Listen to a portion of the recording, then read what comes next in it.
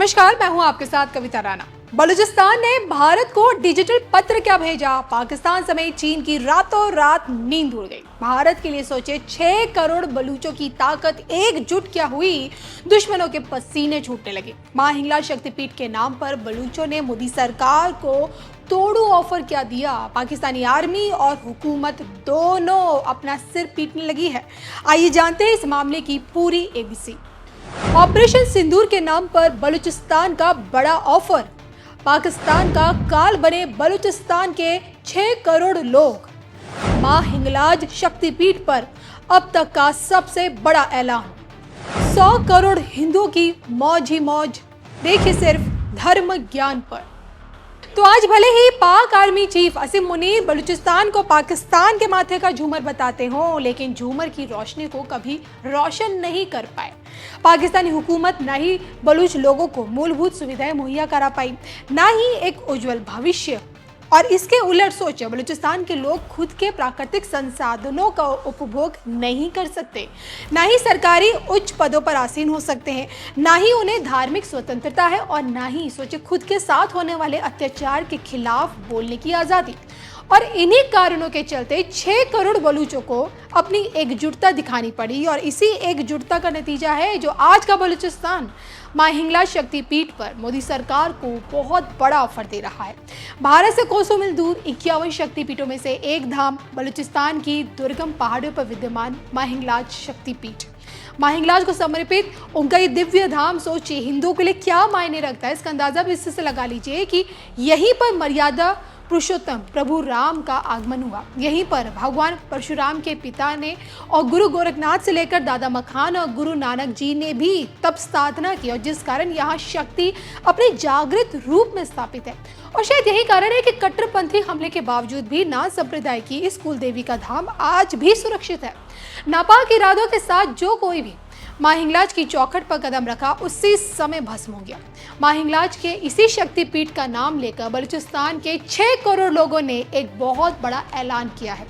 PM Modi से खुद के लिए मदद मांगते हुए एक डिजिटल पत्र लिखा है, और इसी खत में सोचिए पाकिस्तान के विनाश की पूरी स्क्रिप्ट लिखी जा चुकी है।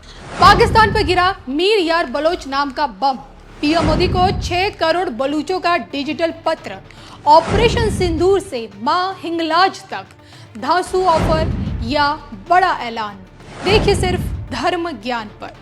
वैश्विक मंच पर बलूचिस्तान के लिए आवाज उठाने वाले मीर यार बलोच ने भारत के प्रधानमंत्री नरेंद्र मोदी जी को, लोकसभा स्पीकर ओम बिरला जी को, गृह मंत्री अमित शाह और रक्षा मंत्री राजनाथ सिंह को, भारत के इन दिग्गज हस्तियों को 6 करोड़ बलूचों की तरफ से एक डिजिटल पत्र लिखा और सोशल मीडिया के रास्ते उसे भेजा।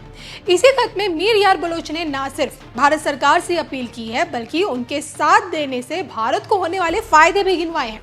दरअसल ये खत अभी का नहीं है, बल्कि उस वक्त का है जब देश की संसद में ऑपरेशन सिंदूर को लेकर चर्चा चल रही थी। खत में लिखा गया कि पूरी दुनिया में बसे 6 करोड़ बलूच भारत के भाइयों और बहनों को संदेश देना चाहते हैं। संसद में ऑपरेशन सिंदूर की चर्चा हुई, जिसको लेकर भारत की एकता और पाकिस्तान द्वारा फैलाए गए आतंकवाद के खिलाफ भारत की कड़ी कार्रवाई की बलूचिस्तान सराहना करता है। इसी खत में मीर यार बलोच ने पीएम मोदी के आगे एक बहुत बड़ा प्रपोजल रखा। पहले तो देखिए उन्होंने भारतीय सेना के असाधारण साहस को सैल्यूट किया, फिर उसके बाद ये बताने की कोशिश की कि अगर मोदी सरकार बलूचिस्तान को पाकिस्तान के चंगुल से आज़ाद करा पाने में सफल हो पाती है, तो इससे भारत को कितना बड़ा फायदा होगा। मीर यार बलोच ये कहते हैं, आजाद बलूचिस्तान भारत के लिए एक बड़ी रणनीतिक जीत साबित हो सकता है।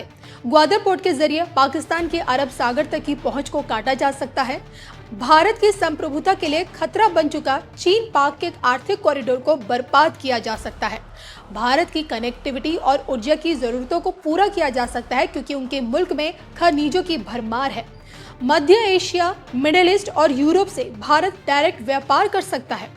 दोनों मुल्कों के बीच सांस्कृतिक संबंध स्थापित होंगे, जिनकी नींव हिंगला शक्तिपीठ से रखी जाएगी, यानी कि मां हिंगलाज के दरबार तक भारतीयों की डायरेक्ट पहुंच होगी। 100 बात की एक बात यह है कि आज की मोदी सरकार अगर 6 करोड़ बलूच के इसी प्रपोजल को एक्सेप्ट करती है, तो ना सिर्फ बिना कुछ किए पाकिस्तान और चाइना मिट्टी में मिल जाएंगे, बल्कि सदियों बाद भारत के 100 करोड़ हिंदू डायरेक्ट मां हिंगलाज के दर्शन कर पाएंगे। लेकिन क्या सच में बलूचिस्तान के इस प्रपोजल पर गौर किया जा सकता है? और 6 करोड़ बलूचों का यही प्रपोजल क्या रास्ता है हिंगलाज शक्तिपीठ की वापसी का? इस पर आप क्या सोचते हैं? कमेंट करके बताइएगा जरूर। साथियों, एक समय था जब अध्यात्म को, धर्म को केवल रूढ़ियों से जोड़कर कुछ ऐसी गलत मर्यादा और कल्पनाओं में जोड़कर देखा जाने लगा था। लेकिन भारतीय दर्शन तो मानव कल्याण की बात करता है, जीवन को पूर्णता के साथ, होलिस्टिक अप्रोच के साथ, होलिस्टिक वे में देखता है। आदि शंकराचार्य जी ने समाज को इस सत्य से परिचित कराने का काम किया। उन्होंने पवित्र मठों की स्थापना की, 4 धामों की स्थापना की, 12 ज्योतिर्लिंगों का पुनर्जागृति का काम किया। उन्होंने सब कुछ त्याग कर देश, समाज और मानवता के लिए जीने वालों की एक सशक्त परंपरा खड़ी की। आज उनके अधिष्ठान भारत और भारतीयता का एक प्रकार से संबल, पहचान बने हुए हैं। हमारे लिए धर्म क्या है, धर्म और ज्ञान का संबंध क्या है? और इसीलिए तो कहा गया है, अथा तो ब्रह्म जिज्ञासा, अथा तो ब्रह्म जिज्ञासा। इसका मंत्र देने वाली उपनिषदीय परंपरा क्या है? तो हमें पल प्रतिपल प्रश्न करना सिखाती है। और तभी तो बालक नचिकेता यम के दरबार में जाकर के यम की आंख में आंख मिला करके पूछ देता है, यम को पूछ देता है, व्हाट इज डेथ? मृत्यु क्या है बताओ? प्रश्न पूछना, ज्ञान अर्जित करना, अथा तो धर्म जिज्ञासा। हमारी इस विरासत को हमारे मठ हजारों सालों से जीवित रखे हुए हैं, उसे समृद्ध कर रहे हैं। संस्कृत हो, संस्कृत भाषा में वैदिक गणित जैसे विज्ञान हो, इस मठों ने, हमारे शंकराचार्य की इस परंपरा ने इन सब का संरक्षण कर पीढ़ी दर पीढ़ी मार्ग दिखाने का काम किया है।